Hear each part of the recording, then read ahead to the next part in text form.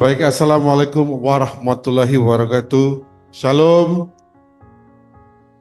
damai di hati,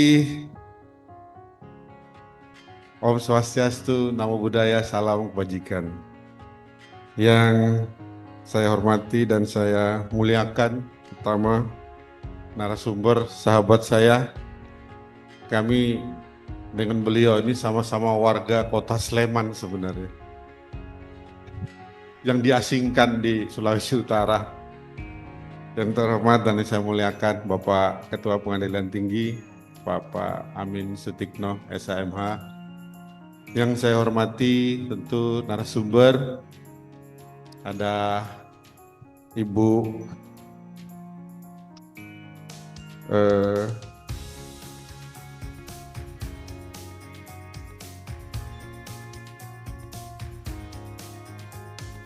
Yanti Bawole kalau tidak salah.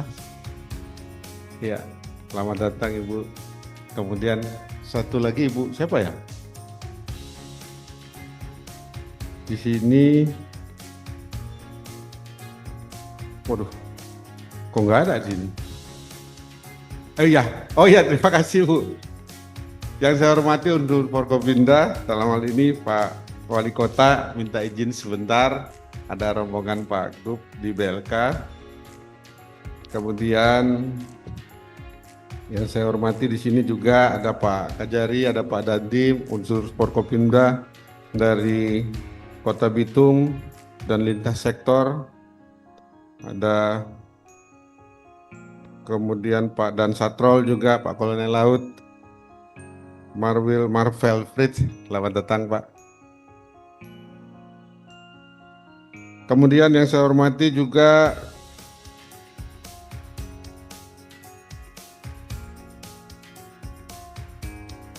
ada Pak Sekda, kemudian yang lintas sektor ada Kepala Stasiun Bakamla, ada dari PSGD KP, rekan-rekan penyidik, mungkin unsur penegak hukum yang hadir pada saat ini, dan saya tidak lupakan juga para Kajari maupun yang sempat hadir, dan semua penyidik yang bersama-sama bisa berkumpul pada kesempatan yang berbahagia ini, di mana memang kami bermaksud untuk sedikit bertukar pikiran dalam forum yang ilmiah, dalam rangka kita sedikit memberikan konsep pemikiran mengenai masalah pendekatan follow the money dan konsep deferred prosecution agreement dalam penanganan kejahatan ekonomi terorganisir di wilayah ekonomi biru Sulawesi Utara. Kami di dalam melaksanakan kebijakan penegakan hukum khusus untuk Kejaksaan Tinggi Sulawesi Utara, memang yang menjadi concern saya, selain masalah ekonomi biru, ada ekonomi hijau. Ada kita di laut, ada kita di hutan. Kemarin kami untuk khusus yang dari hutan, saya sedikit informasikan, saya lupa ada Ibu Ketua PKK di sini. Dan ada Ibu Ketua IAD yang ikut bersama-sama dengan saya. Waduh, bahaya ini kalau kita nggak nyapa beliau-beliau ini mah. Bisa pulang tidur di teras saya. Tepuk tangan buat ibu-ibu yang luar biasa. Mari kita lanjutkan. Jadi emang ini concern kami untuk masalah selain ekonomi biru, ekonomi hijau. Kemarin kami sudah sedikit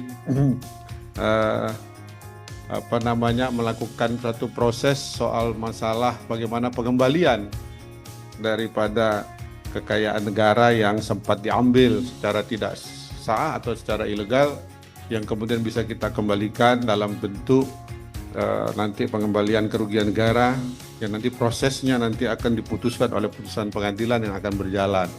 Dan ini kita akan concern terus untuk semacam hal ini, dan kami sudah hitung-hitung dari data yang kita punya. Dari data yang kita punya, itu kita punya 765.000 kawasan yang kemudian dia tercampur di dalam usaha-usaha pertambangan yang banyak dikelola secara ilegal. Dari situ tercatat kurang lebih ada 46.000. 46.000 itu yang kita perkirakan memang sudah tereksplor dan produksinya itu secara ilegal yang kemudian tidak bisa memberikan pemasukan pada negara. Kami mencoba untuk mengklaster 100 hektar kemarin dan menghitung dari 100 hektar itu kami persempit lagi 32 hektar, lalu kemudian kami melakukan satu proses penyidikan terhadap hal itu. Kemarin kami sudah bisa dapat kembali 15 miliar. Dari 23 miliar yang harus kita ambil kembali, yang harusnya gitu. Sehingga mudah-mudahan kita bisa berlanjut terus dengan konsep yang nanti mungkin sama-sama kita bicarakan menyangkut DPA ini sebagai satu terobosan baru. Jadi sejak tanggal 2 Januari 2026 kita punya KUHP baru, kita punya KUHP baru, di mana proses penegakan hukum itu dia mengusung paradigma yang bergeser dan berubah. Kalau dulu bagaimana kita menghukum orang, menahan, menjarakan orang. Tapi sekarang bagaimana kita merehabilitasi, kita merestorasi, dan bagaimana sedapat mungkin seluruh kekayaan negara yang bisa diambil itu bisa kita kembalikan menjadi satu proses yang utama. Karena itu izinkan sedikit saya menyampaikan pokok-pokok pikiran yang sore hari ini kita seminarkan bersama. Yang tentu mengharapkan satu dinamika nanti dalam diskusi bersama narasumber yang sangat berkompeten, sehingga kita harapkan bahwa ada banyak pemikiran-pemikiran yang bisa kita pakai dalam pelaksanaan penegakan hukum yang akan kami lakukan. Sehingga tentu sumbangsi pemikiran dari Pak Ketua Pengadilan Tinggi, sumbangsi pemikiran dari narasumber, dari hal lain dari akademisi, itu sangat kita harapkan. Begitupun kita juga berharap dari semua para undangan yang kita mintakan hadir pada hari ini, supaya berikan kekayaan pemikiran di dalam proses penegakan hukum yang akan kita lakukan. Puji dan syukur kita panjatkan kehadirat Tuhan Yang Maha Esa, karena atas perkembangannya kita dipertemukan dalam forum yang penting ini. Tema yang kita bahas hari ini berdiri tepat pada titik temu antara hukum pidana, ekonomi, lingkungan hidup, tata kelola, korporasi, dan masa depan pembangunan Sulawesi Utara. Izinkan saya membuka dengan satu pertanyaan yang sederhana. Kapan sesungguhnya penegakan hukum dapat disebut berhasil? Apakah cukup ketika pelaku telah ditangkap dan perkara telah diputus? Ataukah keberhasilan baru benar-benar tercapai apabila keuntungan kejahatan dirampas, kerugian negara dipulihkan, jaringan diputus, korporasi diperbaiki, dan kerusakan lingkungan direhabilitasi? Pertanyaan inilah yang akan menuntun seluruh paparan saya pagi hari ini. Sulawesi Utara memiliki kedudukan strategis dalam ekonomi biru Indonesia. Laut kita adalah sumber pangan, ruang hidup, jalur perdagangan, pusat industri perikanan, sekaligus pintu menuju kawasan Pasifik. Namun ada satu kaidah yang berlaku hampir universal. Semakin tinggi nilai ekonomi suatu sektor, semakin besar pula dorongan bagi kejahatan untuk menyusup ke dalamnya. Karena itu, ekonomi biru tidak boleh dimaknai semata sebagai seluruh kegiatan ekonomi yang berlangsung di atas laut. Ekonomi biru yang sejati haruslah produktif, berkelanjutan, adil, dan berintegrasi. Ekonomi yang tumbuh melalui penangkapan ikan ilegal, manipulasi izin, pemalsuan dokumen, eksploitasi awak kapal, penyelundupan, suap, pencucian uang, dan perusakan lingkungan bukanlah ekonomi biru. Ia mungkin menghasilkan keuntungan, tetapi biayanya dibebankan kepada masyarakat, kepada negara, dan kepada generasi penerus. Kejahatan ekonomi terorganisir tidak selalu menampakkan diri sebagai kejahatan. Ia dapat bersembunyi di balik kontrak, faktur, dokumen ekspor, rekening bank, perusahaan afiliasi, perusahaan pemegang saham, dan transaksi yang tampak sah sepenuhnya. Hasil tangkapan ilegal dapat dicampur dengan hasil yang legal. Volume produksi dapat dimanipulasi. Harga ekspor dapat direkayasa. Keuntungan dapat dialihkan kepada perusahaan lain. Pemilik manfaat yang sesungguhnya dapat disembunyikan di balik nomine atau perusahaan cangkang. Dengan demikian, pelaku utama tidak selalu berada di atas kapal atau di lapangan. Ia dapat berada di kantor pusat, di perusahaan pembiayaan, di perusahaan ekspor, bahkan di luar batas negara. Disinilah letak keterbatasan pendekatan hukum yang konvensional. Apabila kita hanya mengikuti pelaku atau follow the suspect, maka yang paling sering terproses adalah pelaksana lapangan. Sementara pemilik modal, pengendali, dan penerima manfaat tetap tak tersentuh. Sebagai catatan, ini yang sudah sedang kami lakukan sekarang ini untuk ekonomi hijau, khusus yang merambah di bagian hutan. Nakoda ditangkap tetapi pemilik usaha tetap menikmati keuntungan. Kapal disita tetapi jaringan bisnisnya tetap berjalan. Pengurus diganti, perusahaan berganti nama, dan pelanggaran yang sama diulangi kembali seolah tidak pernah terjadi apa-apa. Oleh sebab itu, penegakan hukum harus bergerak melalui 5 jalur sekaligus. Pertama, follow the evidence, mengikuti bukti untuk membuktikan peristiwa pidana. Kedua, follow the money, mengikuti arus dana dan hasil kejahatan. Ketiga, follow the asset, menemukan dan mengamankan kekayaan yang berasal atau digunakan untuk kejahatan. Keempat, follow the ownership, mengungkap pemilik manfaat dan pengendali yang sesungguhnya. Kelima, follow the harm, menghitung kerugian korban, negara, masyarakat pesisir, pekerja, dan lingkungan hidup. Kelima jalur ini bukan tahapan yang berdiri sendiri, melainkan satu tarikan napas dalam satu strategi. Bapak Ibu yang saya hormati, pendekatan follow the money bukan sekedar memeriksa rekening tersangka. Ia adalah metode untuk merekonstruksi keseluruhan ekonomi kejahatan. Kita harus mengetahui dari mana modal berasal, siapa yang membiayai kapal, kemana hasil tangkapan dijual, siapa yang menerima pembayaran, bagaimana keuntungan dibagi, dan ke dalam bentuk aset apa hasil kejahatan itu diubah. Landasan hukumnya telah tersedia Undang-Undang Nomor 8 2010 tentang Pencegahan dan Pemberantasan Tindak Pidana Pencucian Uang. Dalam pasal 2 ayat 1 menempatkan tindak pidana di lingkungan hidup pada huruf X serta di bidang kelautan dan perikanan pada huruf I sebagai tindak pidana asal pencucian uang, berdampingan dengan korupsi dan penyuapan pada huruf-huruf awal pasal yang sama. Artinya, penegakan hukum tidak boleh berhenti pada pembuktian tindak pidana asal saja. Kita wajib menelusuri penempatan, kemudian pemindahan, pembelanjaan, kemudian penyamaran hingga penggunaan hasil kejahatan.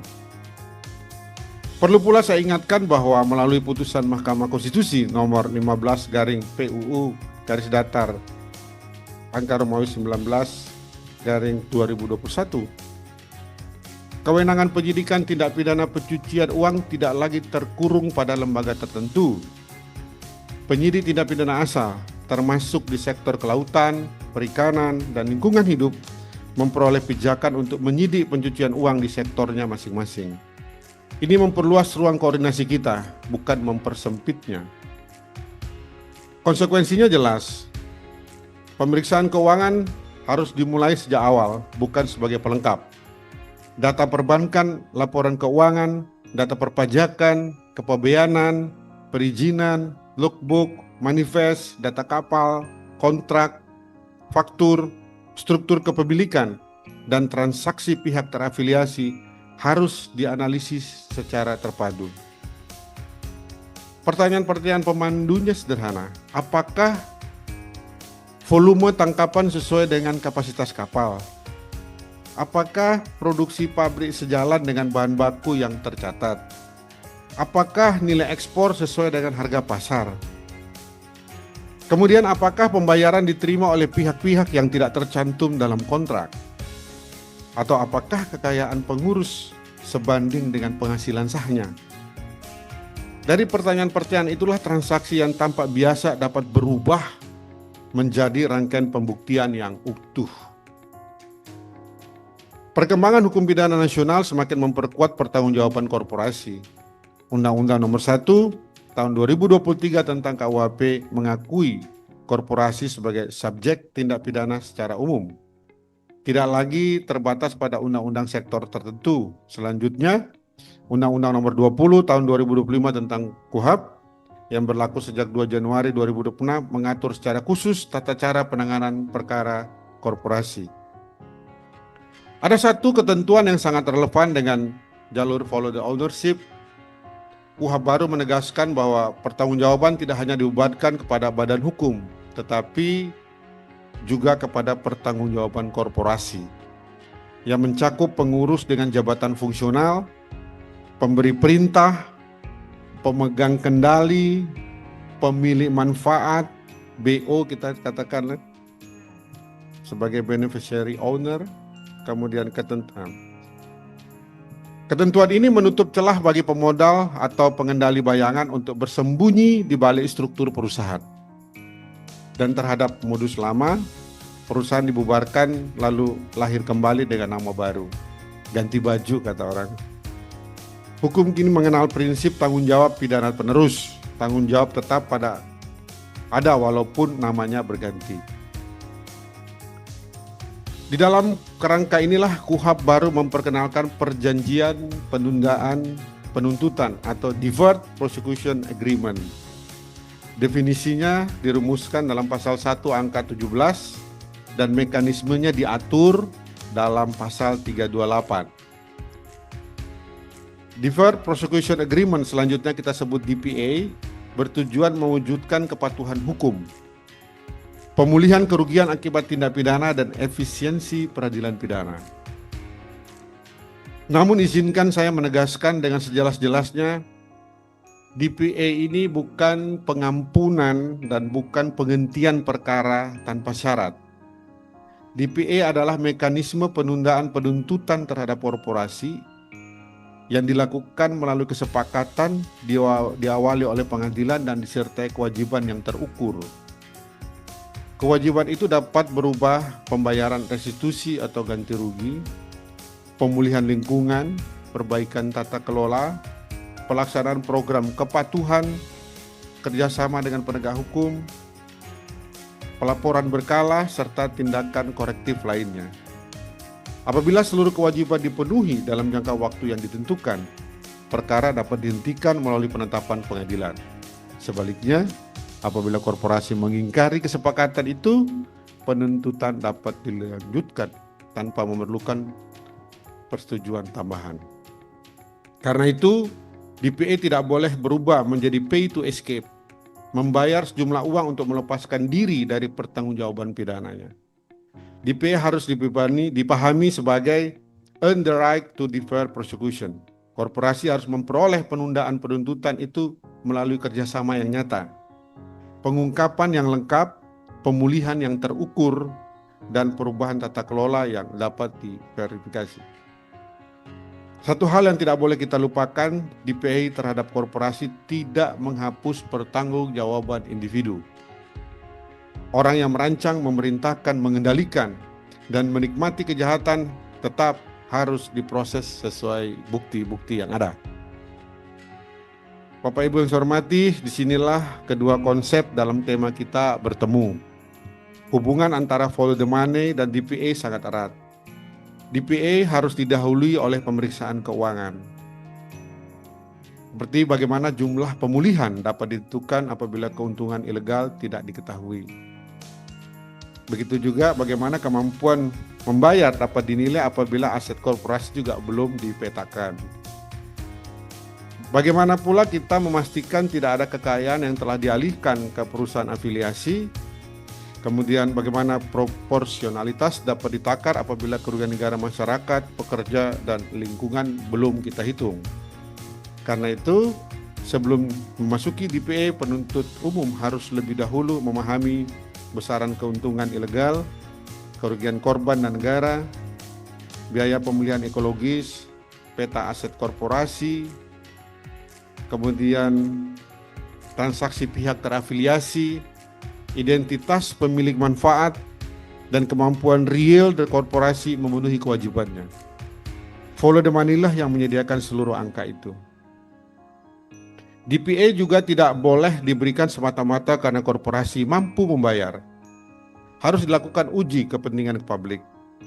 DPA dapat dipertimbangkan apabila korporasi bekerja sama secara penuh, menghentikan pelanggaran, membuka data, membuka pelaku individu, memulihkan kerugian, mengganti manajemen yang bertanggung jawab, dan memperbaiki sistem kepatuhannya. Sebaiknya, DPA tidak selayaknya diutamakan apabila terdapat korban jiwa, kekerasan perdagangan orang, eksploitasi awak kapal, kerusakan lingkungan yang berat, penghancuran bukti, pelanggaran yang berulang, keterlibatan manajemen puncak atau penggunaan perusahaan cangkang untuk menyembunyikan hasil kejahatan. Di sini letak kearifan penuntutan. Kita tahu kapan pintu penundaan dapat dibuka dan kapan pula pintu itu harus kita tutup. Hadirin yang saya hormati, Bapak Ibu yang berbahagia, untuk sedikit memudahkan kita mengingat seluruh pendekatan ini, izinkan saya meringkasnya dalam satu akronim kata SULUT, Sulawesi Utara. Jadi huruf S itu kita identikan dengan kita mulai susuri seluruh arus dana sejak awal perkara. Kemudian U, ungkap pemilik manfaat dan pengendali yang sesungguhnya. L itu lumpuhkan aset dan infrastruktur ekonomi kejahatan. Kemudian U, ubah tata kelola korporasi agar pelanggaran tidak berulang. Dan T, tegakkan pemulihan bagi korban negara, masyarakat pesisir, dan lingkungan hidup. Semoga akronim ini bukan sekedar jembatan ingatan, melainkan menjadi disiplin kerja kita bersama. Pendekatan ini menuntut pemetaan risiko kejahatan keuangan di sektor maritim, penyidikan tindak pidana asal dan pencucian uang secara paralel, serta penguatan koordinasi antara kejaksaan, kepolisian, PPATK, Kementerian Kelautan dan Perikanan, Bea dan Cukai, Direktorat Jenderal Pajak, Imigrasi, Bakamla, pemerintah daerah, otoritas jasa keuangan, dan instansi lingkungan hidup. Kita juga membuka metode penghitungan yang tidak berhenti pada kerugian keuangan negara saja, tapi juga menakar keuntungan ilegal, kehilangan penerimaan negara, kerugian nelayan, eksploitasi pekerja, kerusakan ekosistem, ini penting, beserta biaya pemulihannya. Angka yang lengkap adalah syarat bagi keadilan yang mutlak. Pada akhirnya, tujuan penegakan hukum kita bukanlah menghukum sebanyak-banyaknya, sebagaimana perubahan paradigma yang sudah diusung oleh KUHP baru kita dan KUHP baru kita, tetapi tujuan kita adalah menghentikan ekonomi kejahatan, memulihkan kerugian, memperbaiki tata kelola, dan memastikan bahwa kegiatan yang sah dapat terus tumbuh dengan tenang. Follow the money memastikan penegakan hukum menjangkau keuntungan dan pengendalian kejahatan. Follow the asset memastikan pelaku tidak terus menikmati hasil kejahatan. Follow the ownership memastikan pemilik manfaat tidak dapat bersembunyi di balik struktur korporasi. Follow the harm memastikan korban dan lingkungan tidak pernah dilupakan.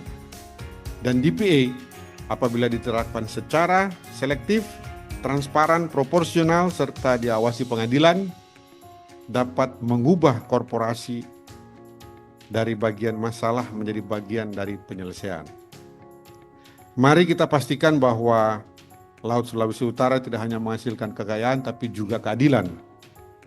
Mari kita susuri uangnya, kita ungkap pengendalinya, kita pulihkan kerugiannya, kita perbaiki tata kelolanya, dan kita tegakkan hukum untuk menjaga laut serta masa depan Sulawesi Utara.